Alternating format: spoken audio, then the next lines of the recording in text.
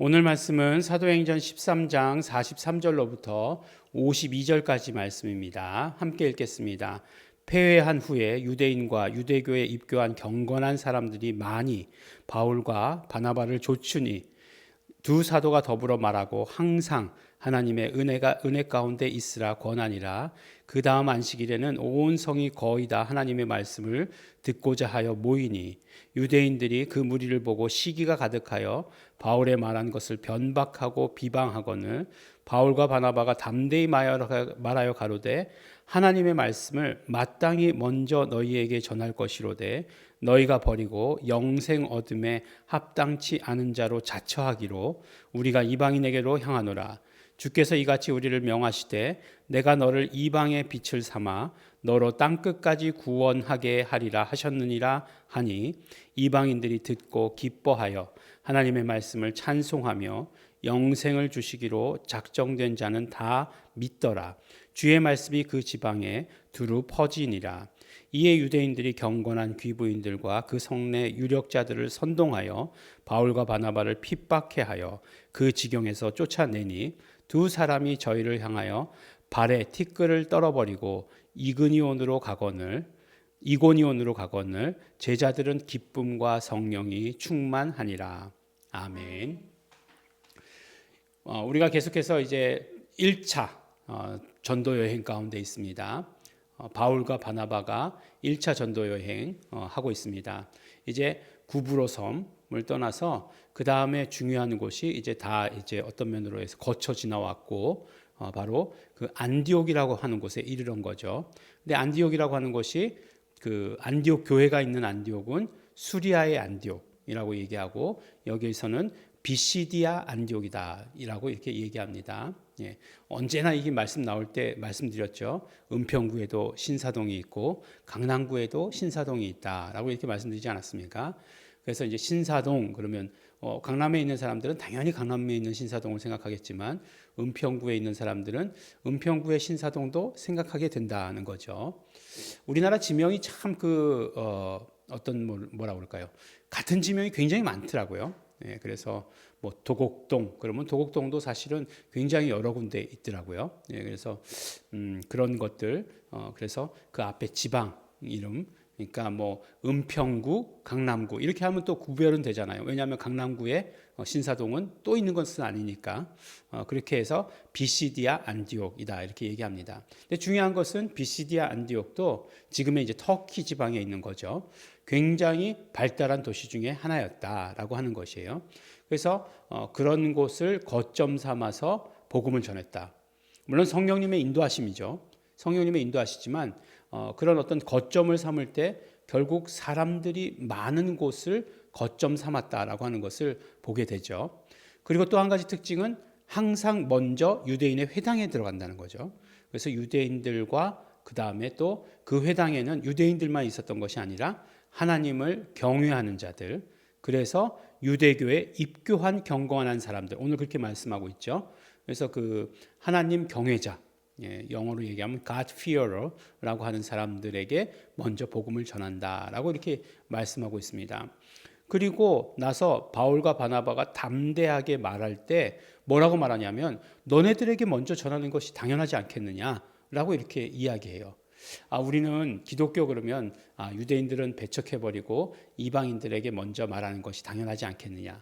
또 하나님께서 바울을 택하실 때 이방인을 위한 사도로서 택하셨기 때문에 순전히 이방인들에게 가야지 왜 유대인들에게 가는 거야?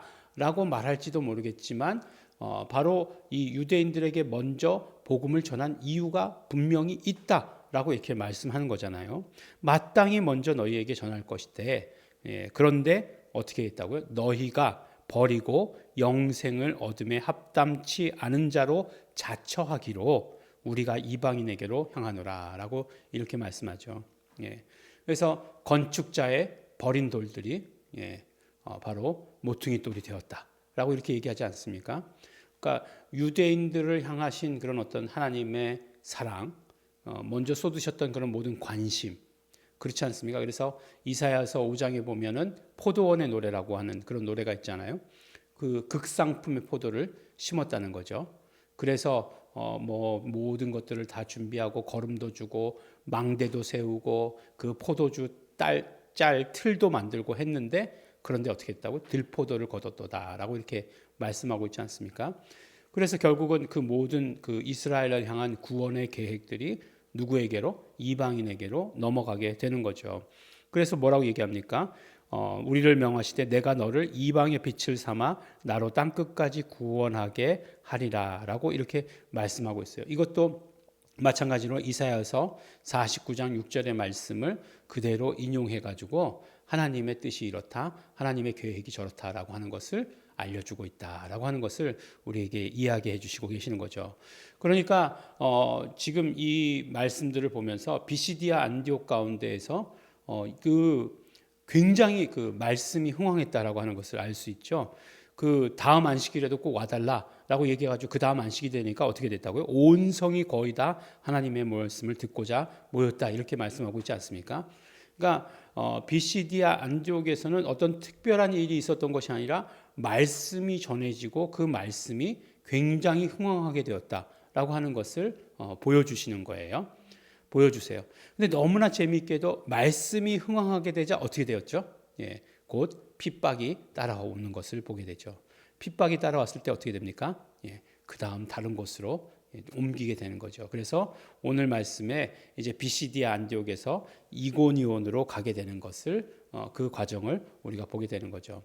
그래서 말씀 선포, 말씀이 흥황하게 되고 그들이 정말 회개하고 정말 그 모든 죄 사함을 얻고 그래서 구원 얻게 되고, 그렇게 되었더니 또 핍박이 따라 들어오고, 핍박이 따라 들어오니까 그것을 피해서 다른 곳으로 옮겨가고, 예, 핍박 때문에 옮겨간 것 같지만 결국은 그것을 통해서 복음이 점점 더 멀어지는, 넓혀져 나가는 것, 바로 사도행전의 구도대로 유대와 온 유대와 예루살렘과 온 유대와 사마리아와 땅끝이라고 하는 곳, 그 땅끝까지 계속해서 퍼져 나가는 것, 그것을 오늘 우리가 이렇게 볼 수 있게 되는 것입니다.